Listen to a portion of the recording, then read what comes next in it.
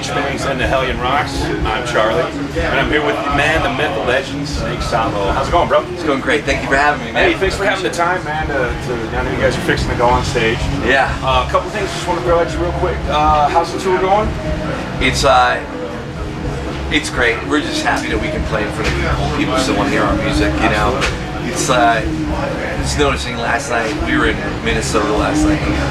You look out, you see people singing back your lyrics and stuff, and it's really a humbling experience, man. It's something where to this day, I'm still blown away by. I get taken back to, you know, like being a 16-year-old kid again every time that happens. And, I think we all realize how difficult it is in this day and age to have the money to spend to go out and see shows. So we don't take that very lightly. We take it really seriously, and we have great respect for the people who can make it out to see our shows. So obviously that was my next question too. That's obviously what's still driving you, other than the creative part of it, making music, but just the response. Oh man, yeah, it's one of those things where we're just happy to be able to play. I mean, I think we all are.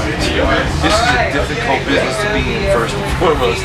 But the fact that 27 years later, we're still out here playing shows, still a lot to be said for that. So we're just really fortunate. Well, it's a testament. I mean, I'll say it. I've said it 1,000 times. It's a testament to the songwriting and what you guys do, man. I mean, you guys still believe in it that much. Yeah, I mean, as long as it's still fun. You know, we're still having a blast, and for us, that's what it's about.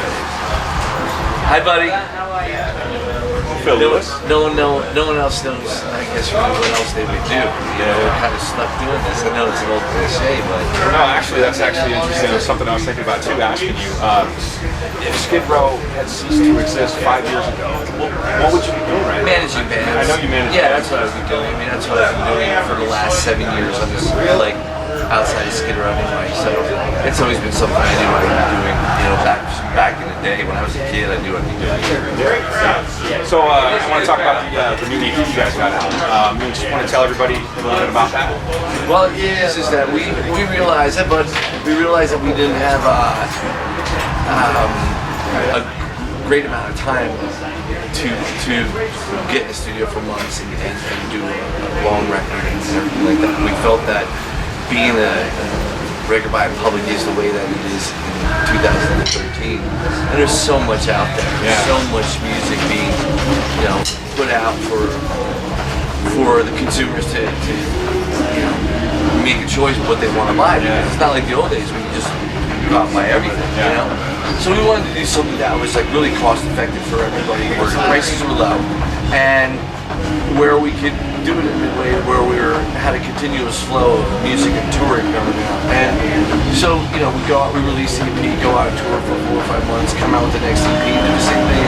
And kind of, you're still releasing the same, probably more than a full-length record, but what you're doing is you're spreading it out, so there's still newness to it. It's fresh to us, it's exciting to us.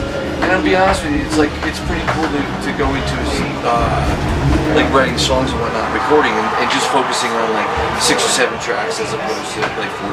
Weighing yourself down. Yeah, it's a lot more fun. Yeah, and that's something. I mean, we talk about on the show all the time, and to different guests and different musicians. The attention span of today's society. And we talk about the EPs. We talk about there's a lot of bands having a lot of success with just throwing out 5 songs and writing that for about 6 months. So I think it definitely works. Definitely. And definitely works for us. That's for sure. Yeah. So when can we look forward to? About 6-8 months or so? No, I think we're gonna attempt to have something out by October, November. That's what we're gearing for. We want to keep it again as like 6-month increments if possible. So if we can do that, that'd be great. And if it doesn't come out in November, we're gonna have to wait until the beginning of next year. So what's the feel? I just got this a couple of weeks ago. I love it. Recommend it. What's the feeling you guys are getting within the band and then from the outside as well? Number one, the songs are a blast to play. It's a lot of fun to play. We play a couple new ones live, and again, the whole process of creating it was a lot of fun. And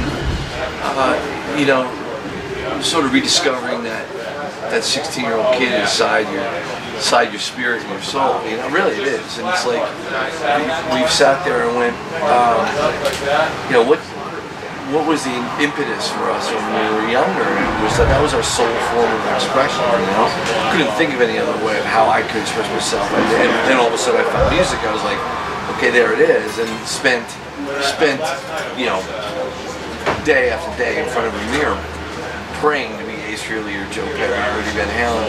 It's funny because I still do the same thing now. You know? Yeah.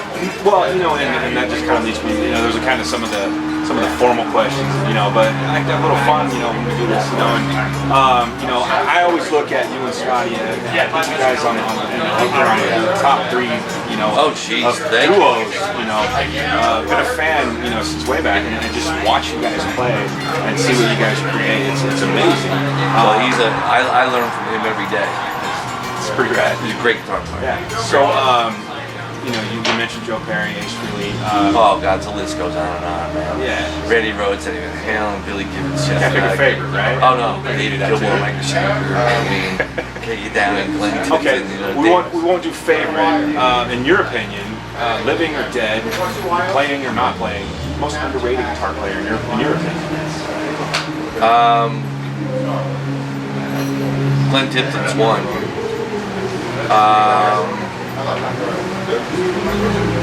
Richie Sambora. Wow. Richie Sambora is one of the most underrated guitar players in the world.